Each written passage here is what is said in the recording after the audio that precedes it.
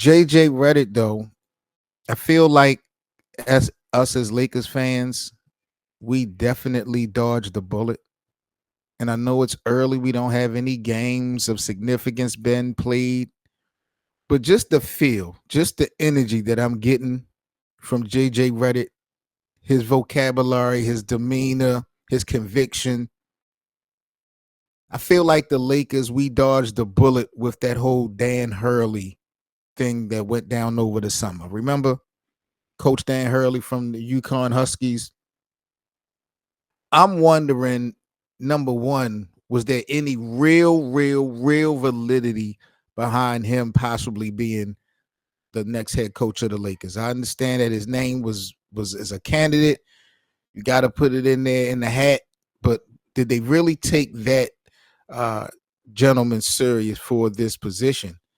And I feel like the Lakers with JJ Redick, we definitely dodged the bullet passing on that the Dan Hurley pretty much passed on the Lakers. Could you really imagine Dan Hurley screaming at a bunch of multimillionaires to drop down and give him 20? Like it's just not going to work at all. Like JJ Redick, especially because he was a player, he gets the NBA.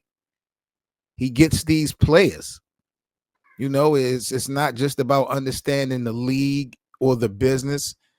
JJ was a player in the locker room, and he's not that far removed from being in the locker room. I think that's also beneficial. You're not dealing with a coach who has had playing experience maybe 15, 20 years ago, like totally out of pocket, out of body when we talk about this new game. Yeah, it's a little bit different and it's speeding up from when JJ played, but there's still some guys on that basketball court, of course, that JJ played with. JJ is coaching. Jackson Hayes, who he played with and with the Pelicans, and we know he's played against LeBron and AD and some of these other guys before. So JJ Redick, absolutely get it, and I'm so happy that we decided to go with him. I'm glad that Dan Hurley opted to turn the deal down. I'm just still kind of weary on if that was valid. Would the Lakers actually offered him that position? And where would the Lakers be now? Like I don't believe that it would be fun at all. JJ Redick is bringing some energy, some pizzazz, to the microphone, and his disposition is solid. And not to say that Dan Hurley is not a winner, but going into training camp, going into the preseason, you have to try to build chemistry and rapport. Some of the younger guys on your team, Dalton Connect, Bronny James, Max Christie, these guys, maybe not so much Bronny, but these young guys, the young core of the Lakers, they're going to be put in a position, fortunately and unfortunately, to have to learn on real time.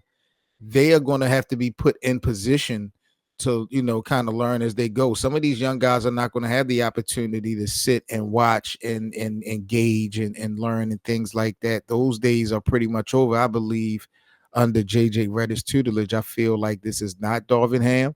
Of course, I feel like JJ Redick is going to find a way to get every man on the 15-man roster involved, even if it's not involved in minutes.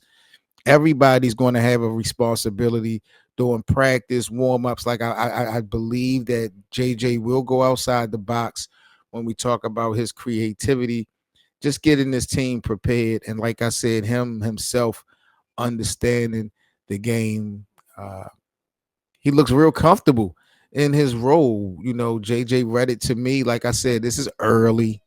It hasn't been a lot of games played, but you got to admit, when you watch JJ speak, it's like he's been here before. I believe that JJ Redick is going to be a very good coach for the Lakers. I haven't really seen this much motion and movement in the Lakers offense since Phil Jackson? Like that ball has been really moving in these first couple of games, even though it's equated to losses. You got to build. JJ Redick has only been in the job for a few months, and already he's already coined two phrases that kind of tells a lot about his philosophy as a leader. He talks about focus, joy, and also being a basketball sicko. So the nuances of being the head coach, JJ Redick is on top of it. I know he seems to get a little bit frustrated when he has to answer certain questions, especially about, Rui Hachimura or the lineup. I mean, that just comes with the territory, I think, at the end of the day. But overall, he's handled it well. He doesn't shy away from tough questions. He claps back at the media.